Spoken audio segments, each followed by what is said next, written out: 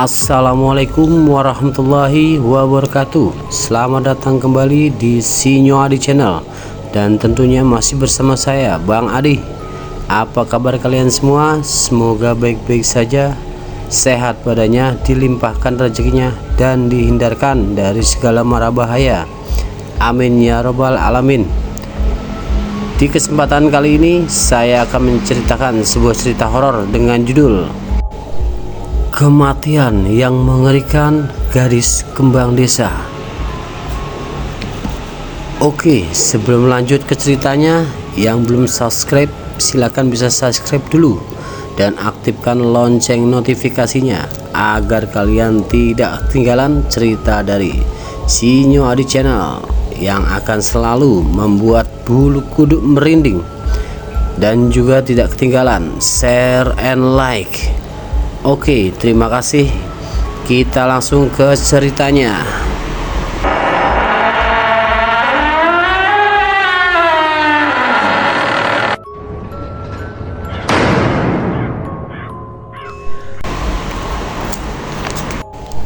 Ada seorang gadis kembang desa yang sangat cantik jelita.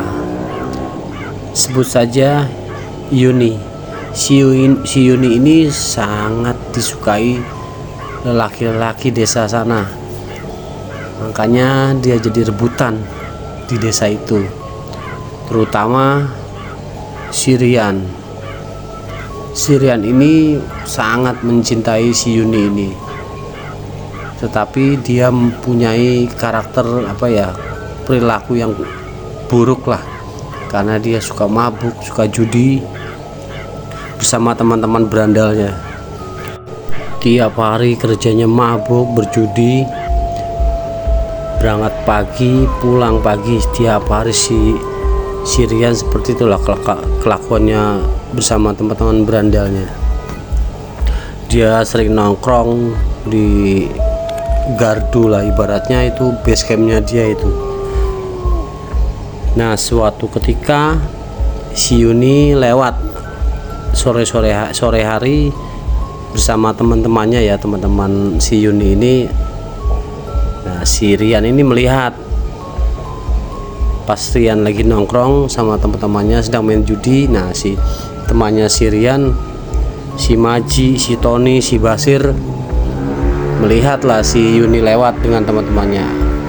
Bilanglah ke Rian, bos, Yuni lewat bos, Yuni lewat.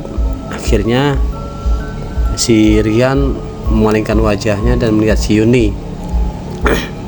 Akhirnya siulan menggoda itu dari si Rian, dan si Rian bersiul, wiwit ya, kayak gitulah ibaratnya. Yuni dari mana Yun? Akhirnya Yuni sih cuek aja, karena Yuni tahu ini si Rian dan berandal-berandalnya ini habis mabuk pasti nih, iseng aja mau godain kita, udah dimana cuekin aja, kata si Yuni ke teman-temannya ini. Nah, akhirnya dicuekin lah. Nah, si Rian sedikit emosi lah, kurang ajar, gue dicuekin. Emang gue kurang apa? Gue orang kaya, gue banyak duit, masa dia nggak mau sama gue? Bilang gitu si Rian. Nah, si Rian dibilangin sama temannya si Maji, bos, masa lu nggak tahu bos, si Yuni kan udah jadi pacarnya adik lu. Iya, gue tahu. Ngapain sih milih si ini si Supri, padahal kan gue lebih keren, gue lebih ini. Iya bos, lo lebih keren bos, tapi yo emang dia milihnya si Supri, mau gimana lagi bos. Bodo amat lah, namanya juga masih pacaran. Supaya gue suka, gue cinta sama dia, gue godain lah. Akhirnya tetaplah digodain tuh, Yuni tetap cuek tuh, lewat akhirnya si siapa Rian, wah kayak ngegerutu lah gitu. Bangsat, gue dicuekin. Ntar lo ya, tunggu saatnya, waktunya, pasti lo jadi milik gue, kata si Rian kayak gitu. Lewat lah si Yuni dan teman-temannya. Nah, pada hari keesokannya si Yuni datang ke rumah Supri. Apa namanya ya, karena si Supri ini orangnya ulet, rajin, bantu orang tua, jadi si Yuni ini jatuh cintalah ke Supri.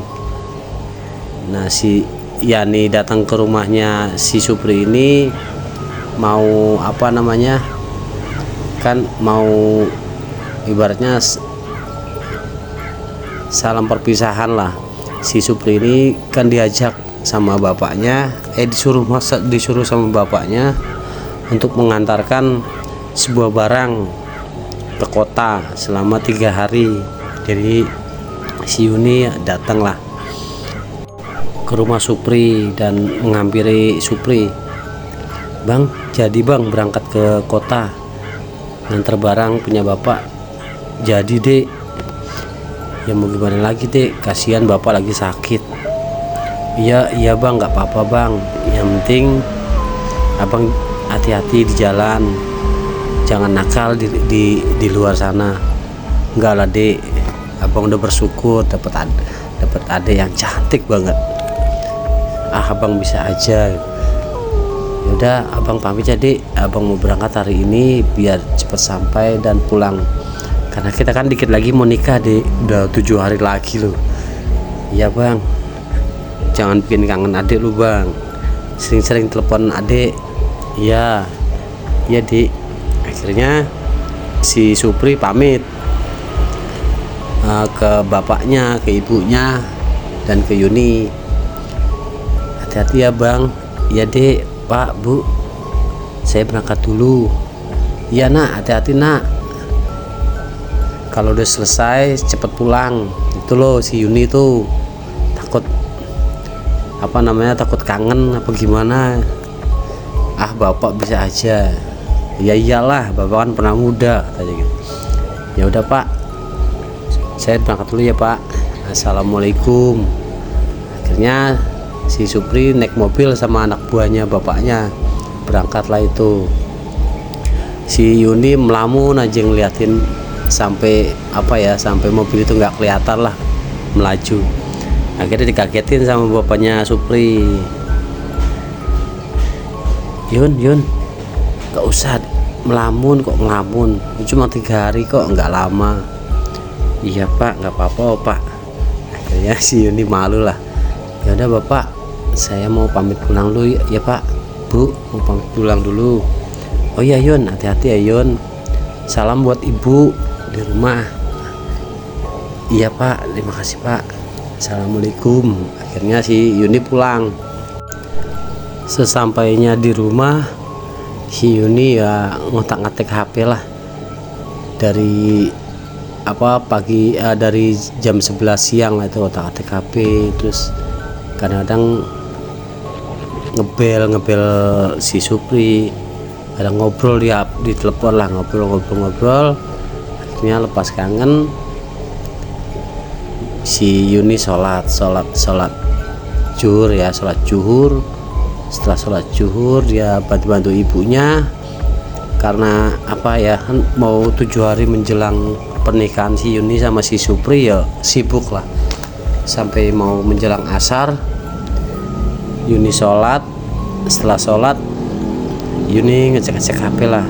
Nah di bel lah itu si Supri, di bel aku nggak diangkat teleponku, kenapa ya Mas Supri kok nggak diangkat sih. Akhirnya terus dibel itu. Ternyata si Supri lagi menyupir mobil ya, karena menyupir mobil mainan HP kan bahaya, makanya Supri nggak pernah pas lagi nyupir itu main HP-nya ditaruh di tas. Akhirnya ya udahlah, mungkin dia lagi sibuk menyupir karena nggak ada supir, jadi nggak berani mengangkat. Ya udahlah, akhirnya HP-nya ditaruh lagi sama si Yuni di kasur lah. Akhirnya Yuni istirahat menjelang maghrib lah, jam 5 Yuni membersihkan diri, mandi semua, dan terus mau berangkat ke musola. Tapi menunggu temannya, biasanya kan maghriban teman-temannya si Yuni ini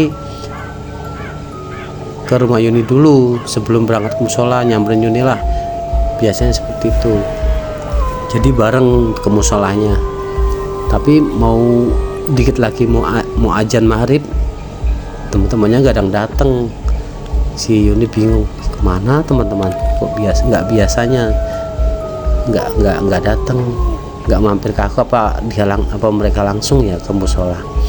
Akhirnya azan berkumandang, azan maghrib, dan si Yuni udahlah, aku ke musola aja langsung sendirian, nggak apa-apa lah, siapa tahu ketemu di sana di musola. Akhirnya Yuni berangkat ke musola, izin sama ibunya, Bu, Yuni ke musola dulu ya Bu, mau sholat maghrib. Ya Yun, ibu nggak bisa bareng Yun, ini ibu sholat di rumah aja. Ya Bu, nggak apa-apa Bu. Akhirnya Yuni, emang sebenarnya perempuan tuh nggak wajib juga sholat di musola atau masjid, bagusnya di rumah. Tapi Yuni nggak kurang suka seperti itu, maunya dia berjamaah. Ya mungkin karena pahalanya apa lebih banyak apa gimana ya. Akhirnya sampailah musola. Pas dilihat, loh kok nggak ada ya teman-temanku, apa nggak sholat maghrib di musola, apa dia punya urusan lain. Akhirnya sholatlah Yuni tanpa teman-temannya. Adalah itu Pak Ustadz, anak-anak kecil, yang bapak-bapak yang lain lah ada, tapi teman-temannya nggak datang. Akhirnya setelah sholat, Yuni mengaji sama Pak Ustadz sama anak-anak kecil. Di samping itu juga Yuni mengajar ngaji ke anak-anak lah. Yuni alhamdulillah ilmu agamanya juga bagus. Akhirnya menjelang isya, sholat isya lah si Yuni dan berjamaah. Setelah sholat isya berjamaah, mengajar ngaji lagi ke anak-anak dan dengan Pak Ustadz sampai jam 8 malam.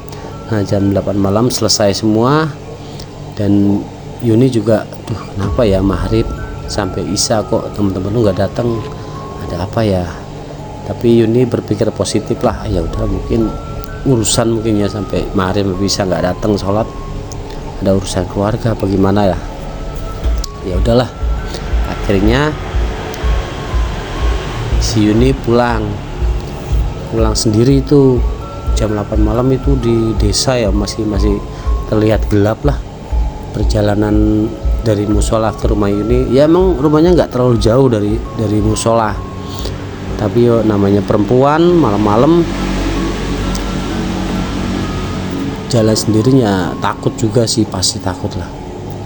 Akhirnya Yuni berjalan. Nah ternyata di tengah perjalanan Yuni melihat, wah ini sih Rian nih sama teman-temannya pasti lagi mabuk di gardu itu. Aduh, aku mau lewat jalan pintas ya, jalan lain aja dah. Akhirnya Yuni mau berbalik arah. Sebelum berbalik arah, temannya si Rian melihat, bos lihat bos, Yuni bos sendirian bos. Mana itu bos. Oh iya udah, iya ada. Akhirnya Yuni pas berbalik arah, mau ke jalan lain, dipanggil lah, hei Yuni, Yun. Akhirnya Yuni berhenti, set. Ngapain balik arah lagi lu, sini Yun sama abang. Akhirnya nggak mau, tetap si Yuni berjalan. Akhirnya kurang ajar, gue dicuekin. yuk samperin. Disamperin lah sama si Rian sama teman-temannya lu begajul itu loh, si Maji, si Tony, si Basir. Akhirnya disamperin lah Yuni berjalan dengan cepat. Ya tetap aja lah kalah sama siapa namanya, sama Rian dan teman-temannya itu. Sambil si Rian megang botol minuman menghampiri Yuni lah, dicolek si Yuni. Ngapain buru-buru Yun? Lausin juga nggak apa-apa, apa nggak ngapa-ngapain juga sih. Apaan sih bang? Kalau mau pulang juga ya jangan sombong Yun, sombong banget lu. Tentang lu cantik, tentang lu apa namanya pacar adik gua, ya gua wajib lah nugur lu. Iya bang, tapi saya mau pulang sendirian. Jangan, gua anterin aja, bahaya gelap-gelap ini. Enggak bang. Akhirnya ditolak lah si Rian, mau kasarannya apa ya, mau ngantar pulang, padahal mah ya nggak tahu lah. Akhirnya tangan si Rian megang pundaknya si Yuni, akhirnya ditangkis sama Yuni. Wah bang, jangan kurang ajar bang, kita bukan muhrim, nggak boleh seperti itu. Alah, sok banget lo, sok suci lo Yun, paling udah kena sama adik gue lo, itu sama si Rian. Astagfirullahaladzim bang, jangan berpikir yang enggak bang, itu dosa bang. Aku nggak pernah ngapa-ngapain sama Bang Supri. Bang Supri orangnya baik, orangnya sopan, nggak pernah mabuk, nggak pernah main judi. Beda kayak abangnya. Wah si Supri muntap lah, apa ya, marah nih gituin. Di lain sisi si Supri ditinggi-tinggikan dan abangnya si Rian, wah nggak suka lah pokoknya kayak gitu. Akhirnya si Supri, jangan kurang ajar lo ya depan gua, lo nggak tahu gua lah ya, gua di sini siapa yang nolak sama gua? Kagak ada perempuan pokoknya nolak sama gua di sini. Gua duitnya banyak. Alah bang, duit banyak juga duit orang tua minta, bukannya kerja sendiri. Akhirnya wah tambah marah si Rian ini. Jangan kurang ajar lo ya Yun, mentang-mentang lu pacarnya adik gua mau nikah lagi, jangan kurang ajar lu. Akhirnya apa namanya, teman-temannya disuruh sama si Rian, Ci, Ton, Bas, pegangin. Akhirnya dipegang lah kedua tangan si Yuni. Bang mau ngapain lo bang, mau ngapain, kata si Yuni. Mau ngapain saya bang, mau ngapain saya bang? Diam lu, karena lo udah kurang ajar sama gua, udah ngata-ngatain gua pemabuk nih. Emang kenyataannya bener kok bang, kamu kan mabuk tuh sama teman-teman berandal kamu ini. Wah kurang ajar temannya si Tony, temannya si Rian marah. Jangan bawa-bawa gua lo, kurang ajar lo. Akhirnya si Rian mendekat lah, megang apa pipinya si Yuni. Ternyata mulut lo kotor juga Yun ya, suka ngejelek-jelekin orang. Loh emang kenyataan gitu bang jangan pegang-pegang bang, jangan pegang-pegang. Yuni ngebrontak tapi tetap gak bisa lah, orang dipegangin 3 orang apalagi laki-laki. Bang jangan kurang ajar bang, diam lo. Coba kalau lo milih gua, lu pasti aman di sini, lu nggak ada yang ganggu. Tapi lu milih adik gua yang sok suci ini, loh dibanding abang, mendingan saya milih adik abang. Kalau saya nggak bakalan milih cowok kayak abang. Abang suka mabuk, suka judi, suka gode-godein cewek orang. Ditampar lah mulut si Yun, tepak. Sekali lagi lo ngomong kayak gitu, gua bunuh lo. Bunuh kalau berani bang. Padahal si Rian ini cuma ngegertak lah. Bunuh bang kalau berani. Jangan kurang ajar lo ya. Nanti saya bilangin lo bang, sama Bang Supri, sama apa bapak kamu bang. Gua nggak takut sama adik gua, nggak takut gua. Akhirnya si siapa namanya, si Yuni, bang, daripada saya pacaran sama abang dengan saya perawan sampai tua bang, saya nggak bakal mau sama abang.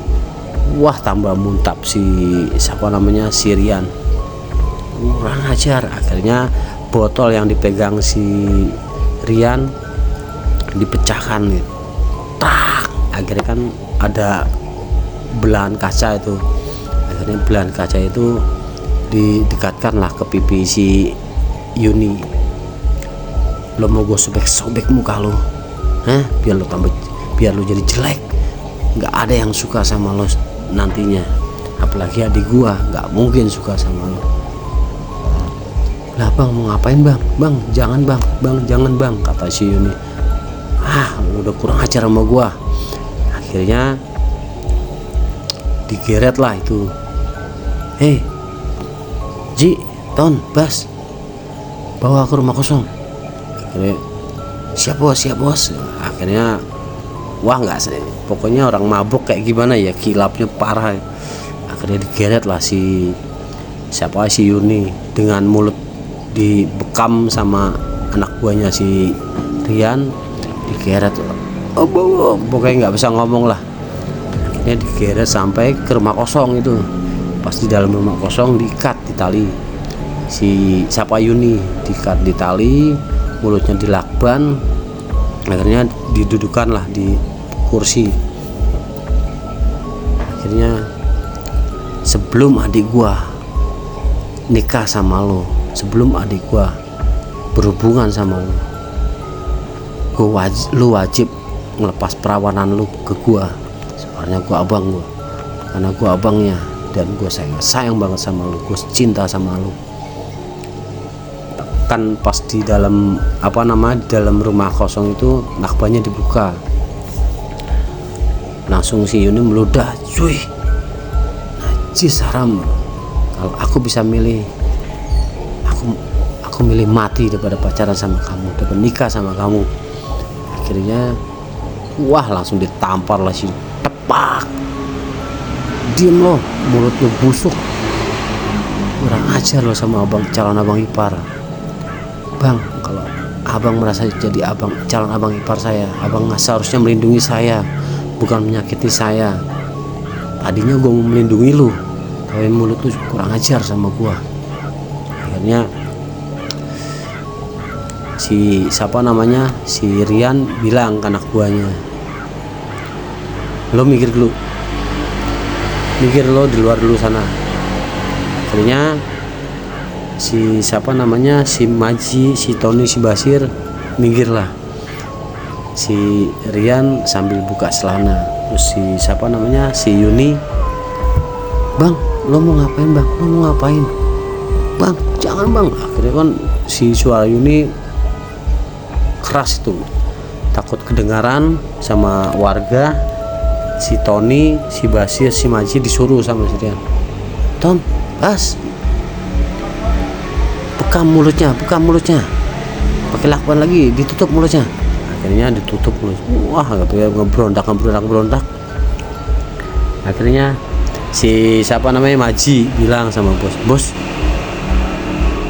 kalau habis bos, gue mau ya bos ya, kita bertiga juga pengen bos. Nah, si Rian bilang ngedipin mata, ntar habis gua. Si Rian kayak gitu, siap bos. Akhirnya si Maji, si Tony, si Basir keluar lah itu, tapi sambil mengintip lah. Nah, di bajunya si Yuni dia robek lah sama Rian, cuat, hampir telanjang badan, dan androknya dibuka, dipeloroti. Wah, sekarang udah si Yuni udah bugil. Akhirnya dengan nafsu bejatnya si Rian menggagahilah, menyetubuhi si Yuni. Wah, sampai Yuni berontak, nangis. Wah, kayak gitu, nangis. Akhirnya selesai puas si Rian menyetubuhi, memperkosa si Yuni. Akhirnya dipanggil lah si Maji, si Tony, si Basir. Ji, Ton, Bas, sini masuk. Siap bos, serah lo mau lo apain nih, perempuan. Wah, akhirnya si Yuni udah lemas, udah nangis nggak kuat, tenaganya udah hampir habis lah. Gantian lah si Tony, si Basir sama si Maji menyetubui lah si Yuni itu. Setelah disetubui udah nggak kuat, si siapa Yuni, udah bos, makasih bos. Akhirnya si Yuni dibuka lakbannya. Sekarang gua puas, gua udah merawanin lo duluan sebelum adik gua. Si Yuni sambil nangis dan bilang sama si Rian, boleh kamu sudah merawani aku, tapi nanti akan aku adukan ke polisi. Bilang semuanya yang terjadi biar kamu berempat ditangkap semua, dan aku akan bilang ke orang tua kamu. Si Rian ketawa. Mana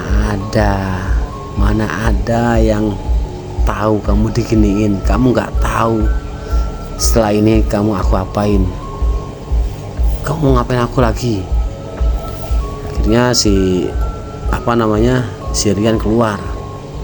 Si Rian sambil berpikir, wah bener juga kata si Yuni. Setelah ini kalau dilepasin pasti dia mengadu ke polisi dan gua akan ditangkap, akan dicari sama polisi, pasti ditangkap aku berserta teman-teman gua. Berpikirlah seperti itu si Rian. Akhirnya si Rian carilah barang apalah, ternyata ketemu tuh barang linggis besar ini. Akhirnya linggis besar itu dibawa sama si Rian ke hadapan si Yuni. Si Yuni kaget, bang, lu mau ngapain bang? Bang, kamu mau ngapain? Kamu mau ngapain saya bang? Diam bang, daripada lu ngadu ke polisi, gua ditangkap, dengan lo mati sekarang juga. Akhirnya udah gelap mata lah si Rian ini, dan linggis itu dihujamkan di kemaluan si Yuni. Surut. Akhirnya si Yuni meregang kesakitan karena kemaluannya ditancapkan oleh linggis, hampir menembus ke perut lah, ke tenggorokan dalam sekali. Wah, sadis sekali si Rian ini, dengan gelap mata berbuat seperti itu ke calon adik iparnya. Tapi di situ Yuni belum meninggal lah, tapi udah pokoknya nggak bisa berdaya, cuma udah ibaratnya sakaratul maut lah di situ lah. Kasihan si Yuni ini. Setelah dihujam kemaluannya si Yuni pakai linggis, teman-temannya kaget, teman-temannya si Rian. Bos, wah gua gak nyangka bos kayak gini bos, gimana nih bos? Waduh bos, gua jadi takut nih bos. Alah, kalau lo takut lo pulang sana. Mau pulang lo, percuma, kalau gua ketangkep lo juga pasti ketangkep. Akhirnya anak buahnya si Rian, ya bos, kursi sini bos, gue bareng lo. Akhirnya berunding lah itu, ya kita apain bos? Mayatnya kita buang ke jurang apa gimana bos? Bentar, gue lihat dulu. Si Yuni, kata si Rian, dia masih bernapas, dia masih hidup. Aduh, gimana nih bos? Udah, lo tenang aja, lo bawa keluar si Yuni ini, lo tarik, lo taruh di tengah lapang. Gue ntar kemari lagi, gue mau keluar dulu, gue mau cari sesuatu. Bos, jangan lama bos, gue takut bos. Iya, tenang aja. Akhirnya si Rian keluar cari sesuatu, dan si Yuni ini digeret lah, ditarik sama si Maji, Tony, Basir ini. Jadi ke tengah lapang, udah malam lah itu, udah udah jam 11-an lah, malam banget. Nah, lama, sejam lah si Tony, si Basir, si Maji nungguin bosnya, nunggu si Rian. Datanglah si Rian bawa apa, bawa truk truk besar lah, bawa truk besar. Bos ngapain gue bawa truk gede? Akhirnya, bos buat apaan nih bos truk? Udah tenang aja, geletakin gue posisinya di belakang truk. Digeletakin si Yuninya. Akhirnya truknya mundur, kelindas lah itu, kepalanya dilindas sama si Rian pakai mobil truk besar ini yang bannya double ini. Entah dari mana si Rian dapat, nggak tahu lah, atau dia bawa truk besar itu. Pecah lah bunyi, trak, pecah kepala, trak. Akhirnya matilah, meninggal lah si Yun ini. Dan buru-buru keluar, udah lo bertiga cari cangkul sama apalah skop buat gali tanah ini. Siap bos. Akhirnya mencarilah 3 orang ini, dapatlah pacul sama skop, digali lah kira-kira 1,5 meter lah digali.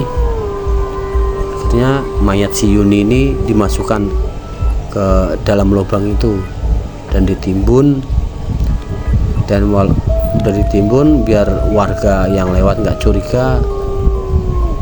Anak buahnya si Rian ini mencari ranting-ranting kering apa, ditaruh di atasnya. Akhirnya sudah selesai semua, si Rian pulang dan teman-temannya juga pulang masing-masing. Sesampainya di rumah, si Rian langsung ke kamar lihat ibunya udah pada tidur jam 12-an lah. Pulang masuk kamar, si Rian tetap Rian nggak bisa tidur lah. Kenapa ya gue nggak bisa tidur ya? Akhirnya si Rian ngambil minuman lah di kulkas. Si Rian ternyata kan di dalam kamarnya dia punya kulkas sendiri. Minuman dia minum sebotol, 2 botol, tetap nggak bisa tidur. Biasanya orang kalau udah mabuk langsung tidur, nggak bisa tidur, gelisah lah. Kenapa aku nih kok nggak bisa tidur? Akhirnya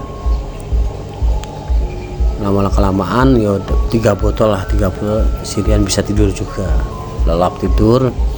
Nah, pagi-pagi jam berapa ya, jam 7 lah dia kebangun. Pagi ya, mana ya? Akhirnya si Rian mendengar suara dari musola, ada pengumuman ada yang meninggal. Innalillahi wa innalillahi rojiun, telah meninggal. Berarti setelah itu masa si Maji meninggal? Nggak mungkin. Kenapa meninggal? Kemarin sehat-sehat aja sama gua dari malam. Akhirnya si Rian buru-buru itu mandi ke rumah si Maji langsung. Ternyata benar si Maji meninggal. Meninggalnya mengenaskan lagi. Si Maji ini ternyata gantung diri, dan tetap warga belum ada yang berani untuk melepaskan talinya dari jerat lehernya. Dan si Rian menghampiri melepaskan tali dari lehernya itu dengan si Rian nangis juga lah, walaupun bejat-bejatnya dia ngeliat sahabatnya dari kecil ngeliat seperti itu. Akhirnya melepaskan talinya, dan warga dan orang tuanya bilang, mas jangan dilepas dulu mas, kita nunggu ke polisi biar kita tidak disalahkan buat olah TKP. Ini kan meninggalnya karena gantung diri, bukan meninggal biasa. Akhirnya Rian mundur perlahan, berpikir waduh ada polisi ya datang kemarin. Akhirnya si Rian langsung keluar dan naruh duit di kotak biasalah kalau ada yang meninggal kan gitu. Rian keluar pergi.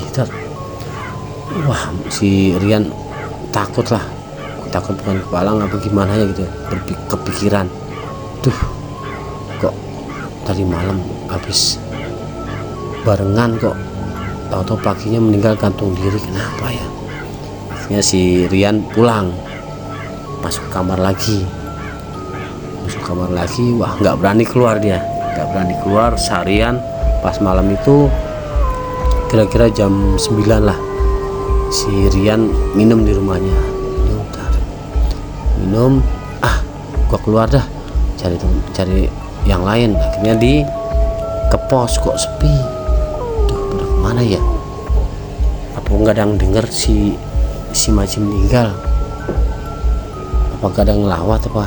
Akhirnya si Rian pulang minum di rumah di kamarnya jam 9 jam 10. Nah pas jam 10 ada yang ngetok-ngetok kamar, tek. Bilang masa ibuku ngetok-ngetok, so padahal udah malam, nggak mungkin lah ibuku pasti jam 9 jam 8 udah tidur sama bapakku, siapa yang ngetok ya. Akhirnya ada terdengar lah suara perempuan lah di pojokan. Hei Rian, tunggu saja giliran kamu. Pas ini kaget lah si Rian, kayak suara ini, kayak suara si Yuni. Aduh, wah takut lah. Akhirnya si Rian minum sebanyak-banyak ya kan, tertidur.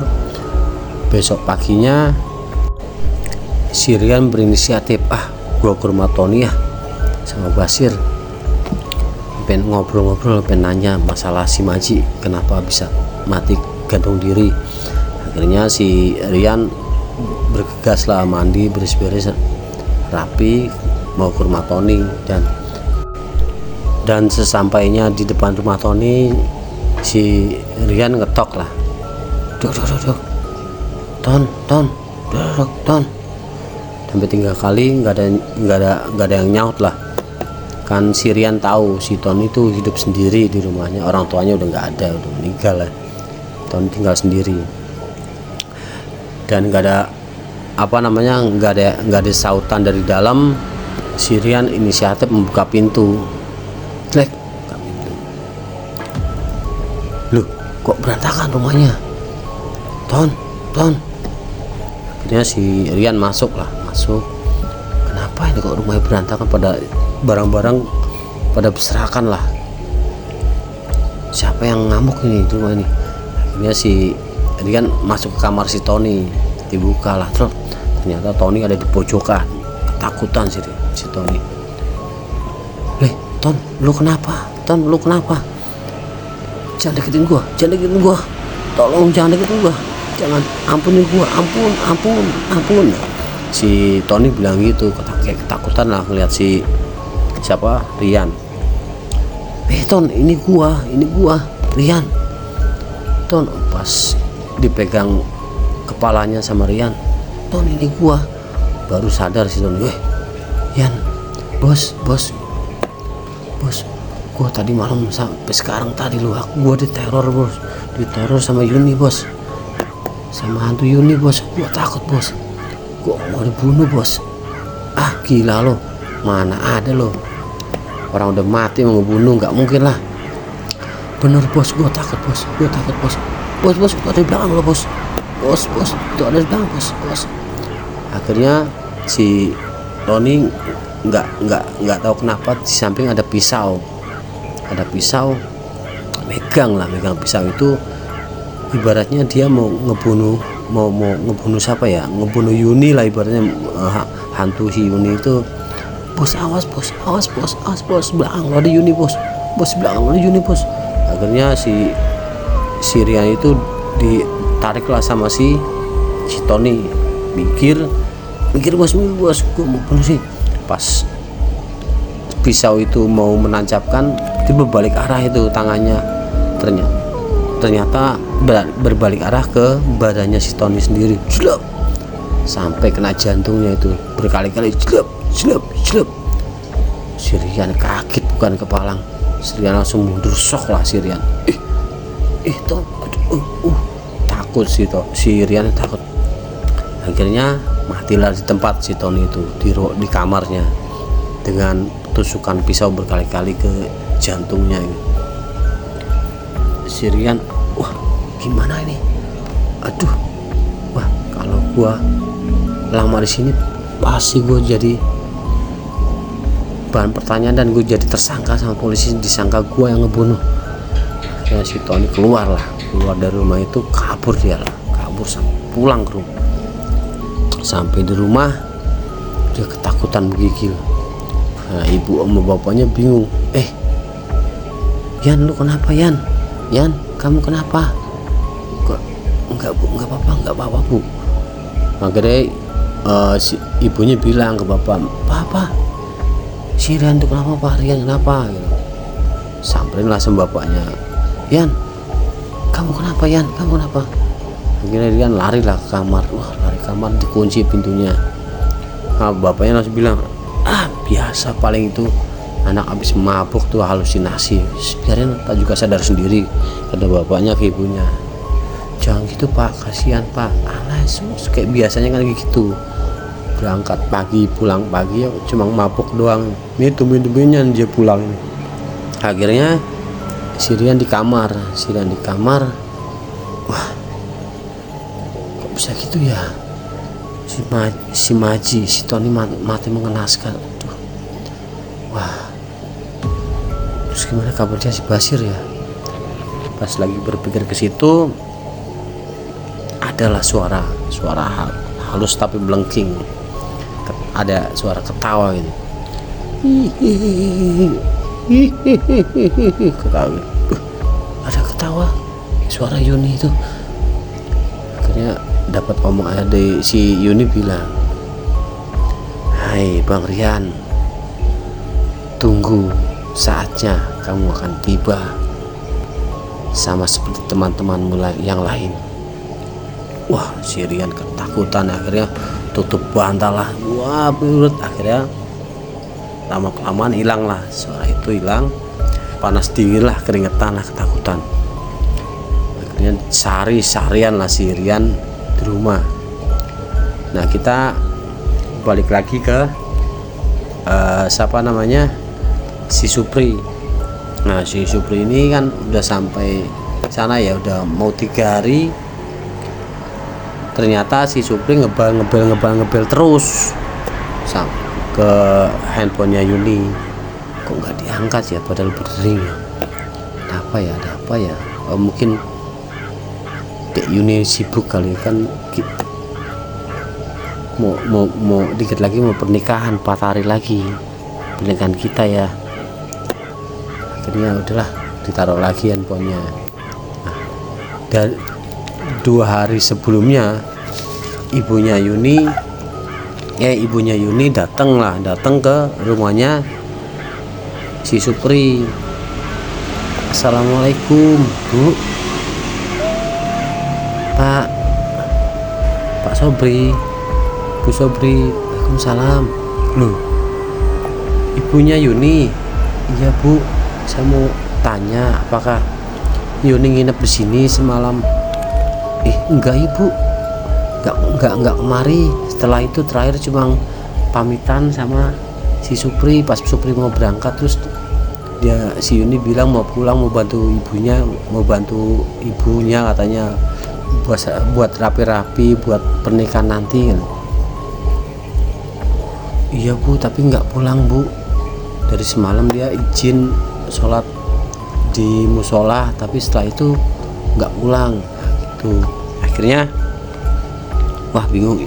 Terus ibunya si Supri, "Mungkin tidur di rumah temannya Bu, udah nggak usah khawatir Bu, jangan mikir macam-macam. Mungkin tidur temannya, pas diajak pas habis sholat Isya apa gimana." Akhirnya menenangkan ini ibunya Yuni lah. "Ya mungkin ya Bu, ya nanti kalau ada kabar saya kasih ke kabar Ibu, nanti saya cari juga lah, dan saya telepon." "Sudah Bu, sudah saya telepon tapi nggak diangkat-angkat, padahal berdering Bu." "Ya udah Ibu tenang aja, mungkin di rumah temannya, dia lupa bilang izin. Ya kali ya Bu, ya mungkin ya Bu ya. Ya udah Ibu pulang aja, nanti saya bantu mencari. Akhirnya ibunya Yuni pulang. Ya udah Bu, assalamualaikum, saya pulang dulu Bu, nanti kabarin ya Bu kalau udah ketemu sama Yuni. Iya Bu, siap Bu. Pulang lah ibunya Yuni. Dan menjelang 3 hari si siapa namanya si Supri pulang ke rumah. Assalamualaikum, loh nah udah pulang. Iya Pak, gimana ininya apa namanya kerjaannya lancar Pak? Akhirnya ngobrol-ngobrol dia pasrahilah uang dari penjualan itu. Bu, Pak, kok aneh ya, Yuni dari kemarin saya telepon nggak diangkat-angkat padahal berdering. Iya Pri, ibunya Yuni kemarin nanyain kok Yuni nggak pulang-pulang, dan sampai sekarang juga katanya belum pulang. Loh, kok bisa Bu? Pak, tumben-tumbenan si Yuni seperti itu, biasanya nggak pernah seperti itu. Nah, iya bapaknya juga bingung ini sama ibu. Aduh, si Supri merasa was-was lah. Aduh, kenapa ya kok bisa seperti ini Yuni, dikit lagi mau pernikahan kita lagi kok malah nggak pulang. Akhirnya yaudah Bu, saya mau langsung mencari aja. Gak usah Pri, udah kamu istirahat dulu, capek jauh, perjalanan jauh. Nggak apa-apa Bu, Pak, sekalian saya mau ke rumahnya Yuni, mau silaturahmi ke ibunya, mau nanya langsung udah pulang apa belum. Akhirnya si Supri, yaudah kamu makan dulu. Akhirnya Supri makan, dan mandi rapi-rapi, mau izin keluar mau mencari si Yuni. Nah ternyata si Rian ada lah di rumah, di kamarnya, mendengar obrolan si Supri sama ibunya. Aduh, adik gue udah pulang lagi, wah gimana ntar gue ngomongnya ya, atau basa-basinya lah. Jadi Supri si Rian ya ketakutan lah kayak gitu, akhirnya nggak berani keluar. Nah, pas si Supri keluar rumah ingin mencari Yuni, keluar si Rian keluar karena Supri udah nggak ada. Ibunya bertanya, Yan, adiknya udah pulang tadi, bukan keluar, malah di kamar aja. Enggak apa-apa Bu, Pak ya, masih ngantuk ini. Akhirnya si Supri langsung keluar lah, si Rian langsung keluar, entah kemana lah. Si Supri terus mencari, tetap ngebel handphonenya si Yuni, tetap nggak diangkat lah, tetap berdering tapi nggak diangkat. Mau sampai ke rumah Yuni, si Supri melihat, nah itu kayaknya Yuni di depan rumah lagi duduk. Nah, si Supri menghampiri ke rumahnya Yuni. Ternyata pas di atasnya Yuni itu kan ada lampunya nyala hidup lah, dap. Kok lampu di rumah Yuni mau putus apa ya, nyala hidup. Tapi tetap si Supri mendekati. Loh Dek, kamu di luar, diem aja. Si Yuni memalingkan wajahnya ke ke arah lain itu loh, dengan ditutupi wajahnya Pak dengan rambutnya dia. Dek, ditanya kok diem aja. Iya Bang, jawab gitu aja. Jawabnya apa ya, kayak dingin lah jawabannya. Dan terus, loh Dek, kamu ngapain di luar? Ini mau maghrib loh Dek, masuk.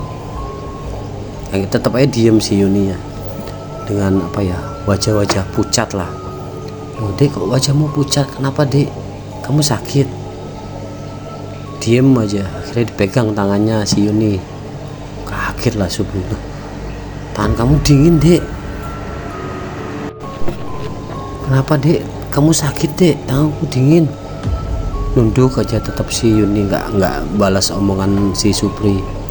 Akhirnya tahu-tahu dari dalam pintu terbukalah pintu. Loh, Mas Supri udah pulang dari kota. Ibu, iya bu.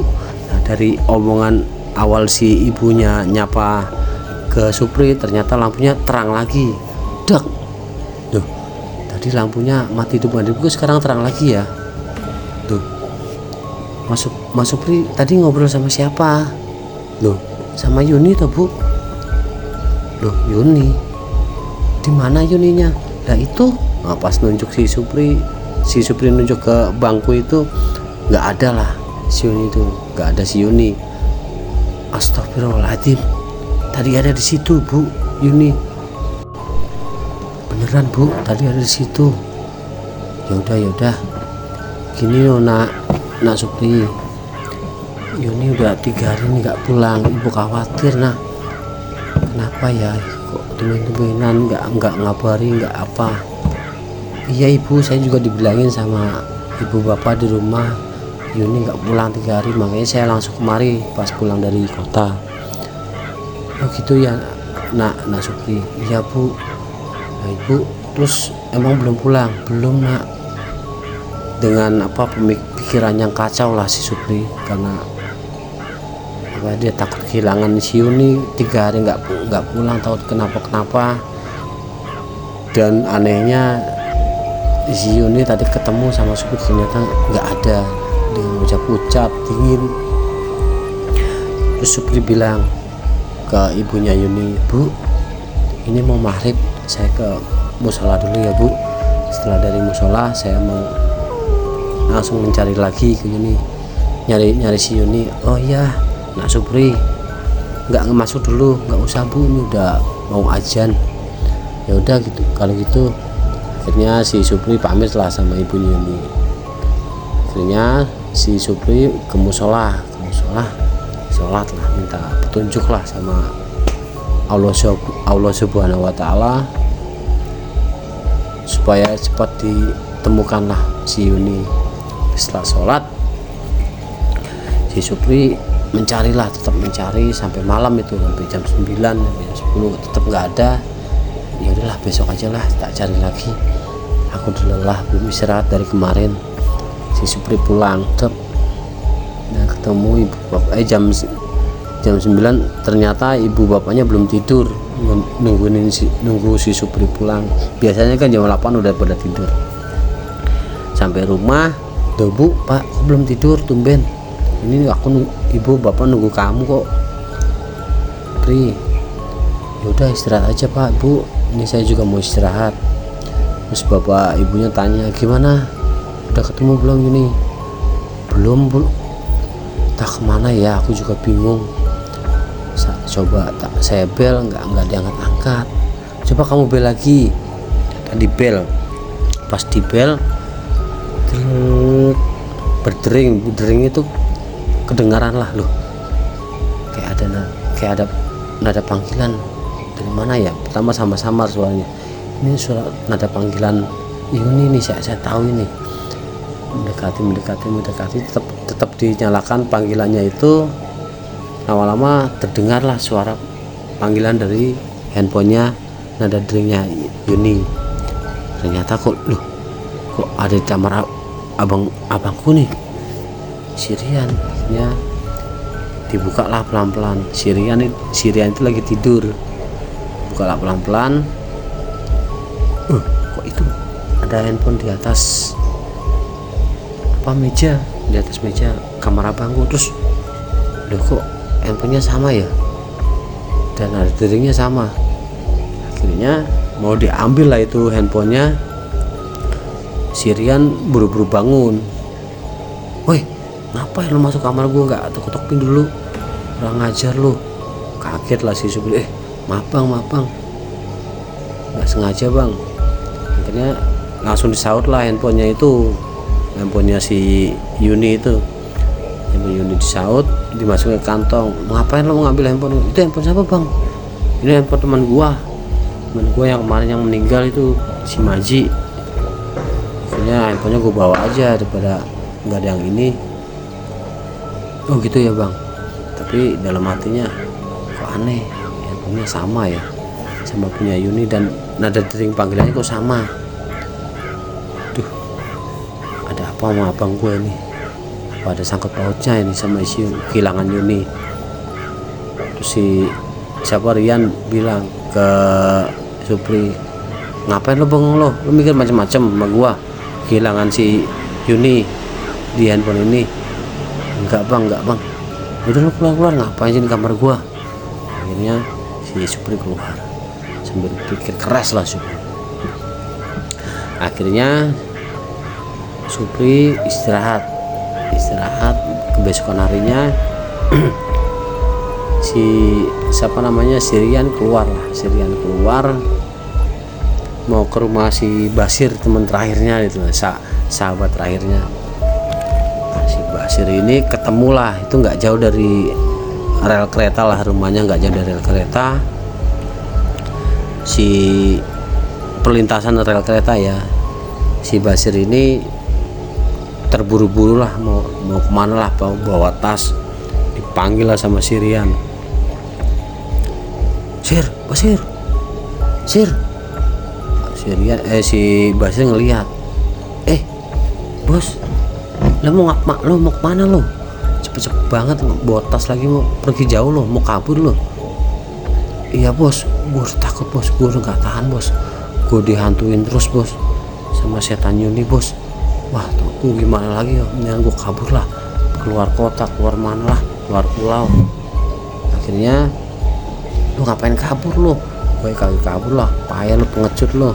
Lah bos gak tahu bos, lihat teman-teman kita bos, 2 orang itu, si Maji sama si Tony matinya kayak gimana bos. Itu karena ini aja.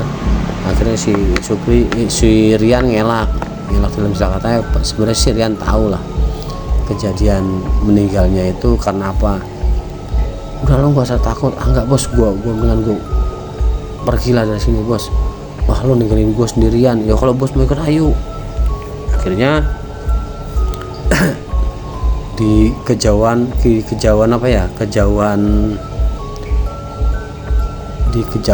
adalah si Supri lewat lah sambil mencari si Yuni, melihat lah, loh itu Sirian abang gua sama si Basir kok lagi ngobrol, ada apaan tuh, kayak bertengkar.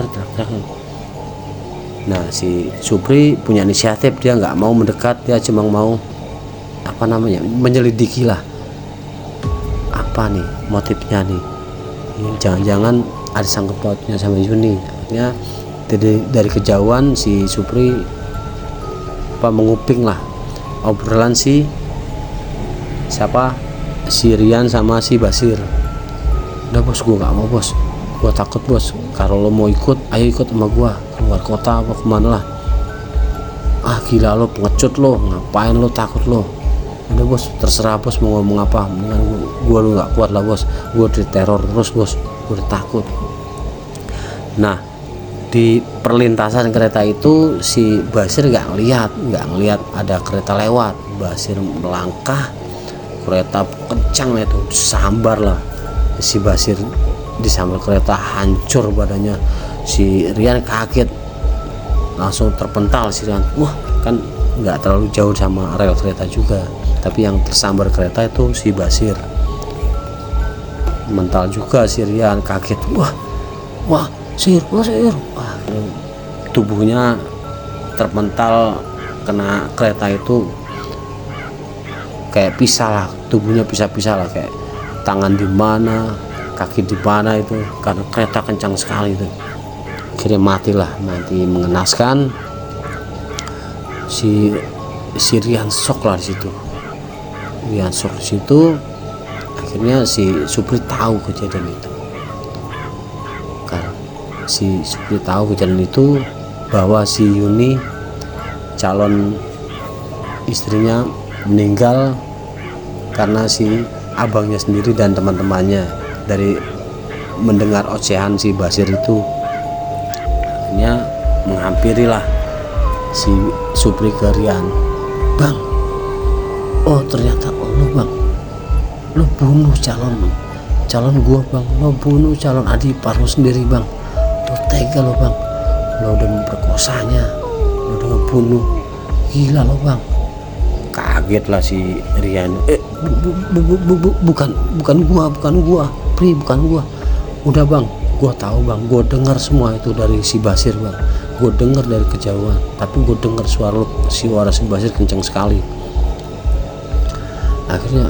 Akhirnya si Rian lama kelamaan ngaku lah, iya Pri, gua hilap Pri, gua hilap, tapi kejadiannya nggak kayak gitu banget Pri. Nggak mau tahu bang, gue nggak mau tahu, tanggung jawab lo bang, bangsat lo bang. Akhirnya si Supri was sambil menangis, pegang lah lehernya si Rian, dipukul lah si Rian itu, kepalanya bonyok kepalanya bang. Gila lo bang, tega banget sama gua bang, tega banget dipukulin si Rian, perutnya lah, mukanya. Akhirnya dari pemukulan itu si Supri melihat ada Yuni dari kejauhan mendekat. Loh dek kamu kemari dek, kamu ngapain kemari? Bang, saya mau balas dendam bang atas kematian saya yang dibunuh sama si Rian ini bang. Dek, tolong maafin abang saya dek, tolong maafin. Tidak bang, dulu waktu saya dibunuh saya minta pengampunan, tetap dia ngebunuh saya bang dengan sadis. Akhirnya Bang Supri mundur, tolong Bang Supri mundur, saya minta Bang Supri mundur. Akhirnya si Supri mundur, iya dek Supri mundur. Si Rian kan masih ngegeletak lo habis dipukuli sama Supri. Ternyata si Yuni itu menghilang. Nah ternyata di situ ada truk besar itu mundur dengan tiba-tiba tanpa ada yang mengendalikan, mengemudi nggak ada, mundur mendekati si Rian itu, ditabraklah kepalanya Rian, kerak, pecah kepalanya Rian, hancur meremuk. Si Supri kaget, astagfirullahaladzim, aduh abangku. Akhirnya si Supri menangis lah di tempat di situ, menangis sampai bersimpuh lah. Nah si Yuni mendekati si Supri, bang, tolong sempurnakan jasadku bang, jasadku ada di sana bang, ada di depan, ada di tengah lapangan itu bang. Akhirnya dengan bimbingan si rohnya ya, mungkin rohnya Yuni, si Supri berjalan mengikuti si Yuni ini. Disinilah bang jasadku dikubur sama si Rian. Waduh kaget. Akhirnya iya dek, saya akan menyempurnakan jasadmu dek, tapi dek abang nggak habis pikir kejadian seperti ini. Maafin abang ya dek, karena abang keluar kota terlalu lama jadi adik seperti ini. Bang Supri jangan menyalahkan diri sendiri, mungkin ini sudah takdirnya saya mati seperti ini. Iya dek, maafin abang ya dek. Iya bang, Yuni juga minta maaf kalau Yuni selama hidup Yuni punya salah sama abang. Adik nggak ada salah dek, adik nggak ada salah, adik orang baik, dek Yuni orang baik. Abang sangat sayang, abang sangat cinta sama Yuni. Akhirnya bang, Yuni sudah terbalaskan semua dendam Yuni sama orang-orang yang menjati Yuni.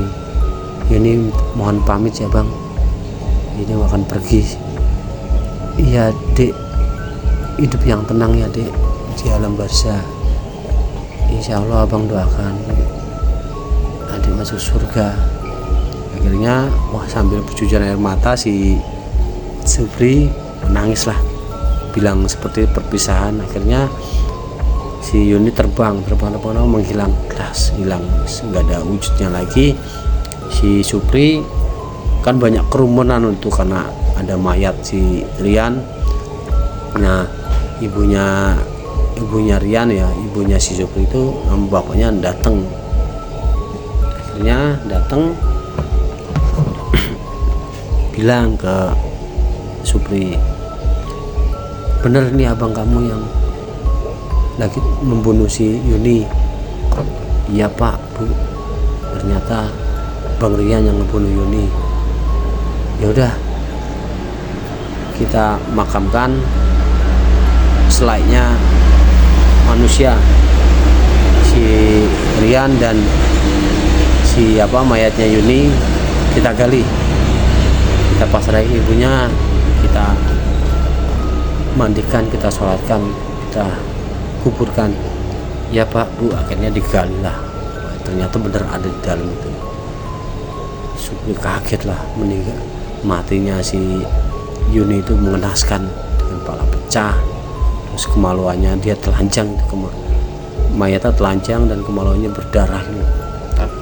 Akhirnya diangkatlah sama Supri mayat si Yuni dan dibawa ke rumahnya ibu Yuni. Wah ibu Yuni nangis tuh kan, kepala sampai pingsan. Semua udah diberes, udah dimandikan, udah dikafani, tinggal disolatkan dan dikuburkan. Akhirnya disolat dan dikuburkan, Yuni selesai dan si si Rian juga selesai disolatkan, dikuburkan. Dan Supri bilang ke ibunya Yuni, bu, saya atas nama abang saya mohon maaf sebesar-besarnya atas kelakuan abang saya kepada si Yuni. Ya dek Supri, mungkin ini udah jalannya seperti ini, kasihan si Yuni dek. Iya bu, saya juga nggak tega bu lihat kekasih hati yang saya cintai meninggal sebegitu tragisnya. Dan saya sudah menganggap ibu sebagai orang tua saya sendiri. Nanti kalau ada apa-apa tolong hubungi saya bu. Ya dek Supri, saya tahu dek Supri orang baik. Ya bu, terima kasih banyak ya bu atas maafnya kepada abang saya, kepada saya dan keluarga saya. Iya dek, sama-sama dek. Akhirnya setelah semua selesai, permohonan maaf Supri karena kelakuan abangnya dan kepada ibunya Yuni, selesailah cerita ini. Semoga kita bisa ambil hikmahnya dari cerita ini, ambil sisi positifnya dan buang sisi negatifnya. Dan dari saya mohon maaf jika ada salah kata dan penyampaian cerita. Akhir kata, wassalamualaikum warahmatullahi wabarakatuh. Sampai jumpa di video selanjutnya. Ciao.